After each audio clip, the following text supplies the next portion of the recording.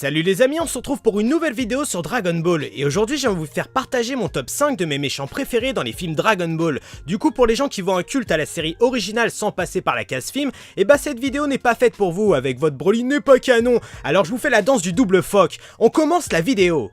Numéro 5. Il est l'un des Saiyajins à avoir survécu à l'explosion de la planète Vegeta. Il est également chef d'un groupe de mercenaires qui fouillent toute la galaxie pour trouver une terre fertile pour la plantation d'un arbre qui apporte des fruits qui donnent un power-up de malade. Je veux bien sûr parler de Thalès qui est pour moi le meilleur exemple du Saiyajin pure race, avec une cruauté sans limite et une arrogance qui ferait passer les pires démons pour des gueules d'ange, et surtout pour son sadisme d'enculé. Il prend un malin plaisir à faire souffrir les gens, sa jouissance ne fait que d'évoluer en voyant ses adversaires lutter dans leur malheur. Détruire, anéantir, supprimer sont ses mots d'ordre.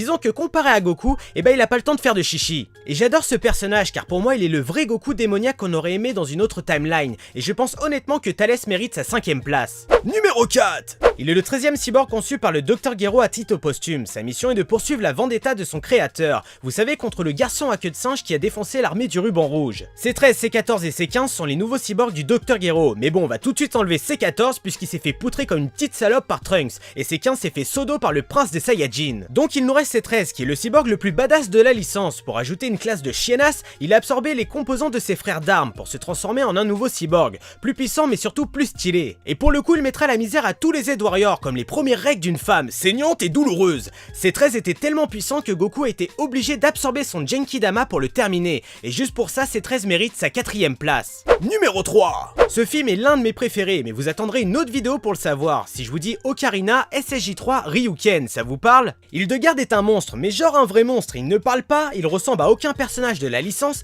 la seule chose qu'il fait c'est détruire et pousser des cris, du genre et il doit son origine à la magie, tout comme Majin Buu. Et ce que j'adore avec ce personnage c'est son aspect démoniaque, non réfléchi, il tue des humains sans se poser de questions. Un autre point que j'adore c'est sa taille, malgré sa grandeur elle lui pose aucun problème, il mettra tous nos héros en PLS démoniaque. Alors je sais pas pour vous, mais pour moi Hildegarde est un très bon souvenir d'enfance parce que l'histoire apporte des éléments supplémentaires pour le personnage de Trunks, avec un méchant ultra badass. Numéro 2. Ce nouvel ennemi trouve sa place après la mort de Cell sur la planète Kaio. En fait, pour faire simple, l'explosion due à Cell a contribué à sa libération, puisque sa prison se trouvait non loin de la planète Kaio. Ce criminel intergalactique nommé Bojack porte des bijoux qui peut accroître ses pouvoirs, et je vais pas m'attarder sur sa bande parce que je m'en branle. D'ailleurs, on va tout de suite passer à son power-up ultra stylé, tellement puissant qu'il a forcé Gohanado à passer en SSJ2 pour sauver ses potes. Et ce combat est juste magnifique parce qu'il procure deux choses, le fait de revoir Gohanado en SSJ2 avec la tenue de son père, mais surtout un ennemi puissant qui pète la classe. Et je vais pas parler de la scène finale parce que sinon je vais avoir une érection qui va toucher Uranus, et franchement j'ai pas envie de quitter l'orbite. Donc Bojack mérite largement sa 2ème place. Numéro 1.